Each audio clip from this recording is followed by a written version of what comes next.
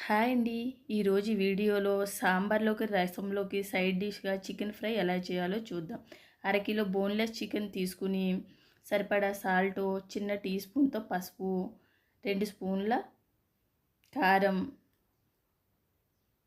చిన్న టీ స్పూన్‌తో ధనియాలు, జీలకర్ర పొడి, చిన్న టీ స్పూన్‌తో గరం మసాలా, 1 స్పూన్ అల్లం వెల్లుల్లిపాయ పేస్ట్ వేసుకోండి. నాది క్లిప్పింగ్ మిస్ అయింది. 3 స్పూన్ల పెరుగు, నిమ్మకాయలో సగం నిమ్మకాయ రసం పిండుకుని ఫ్రైడ్ ఆనియన్స్ వేసుకోవాలండి. ఇందులో 2 మీడియం సైజు ఉల్లిపాయలు, 2 స్పూన్లు ఆయిల్ వేసుకుని వేయించుకుంటే ఇలా ఫ్రైడ్ ఆనియన్స్ రెడీ అవుతాయి. వీటిని మ్యాష్ చేసి వేసుకోండి. వీటన్నిటిని బాగా కలుపుకుని అరగంట పక్కన పెట్టుకుని, టైం ఉంటే గంట కూడా పక్కన పెట్టుకోవచ్చు. స్టవ్ వెలిగించుకుని ఒక కళాయి పెట్టుకుని 3 స్పూన్లు ఆయిల్ వేసుకోండి. ఇందులో మసాలా దినుసులు వేసుకుని, చికెన్ వేసుకుని సిమ్లో పెట్టుకుని వేయించుకోండి. మధ్య మధ్యలో కలుపుతూ ఇలా వేయించుకుంటే బాగా డ్రై రోస్ట్ అవుతాయండి. చాలా టేస్టీగా ఉంటే తప్పకుండా ట్రై చేయండి.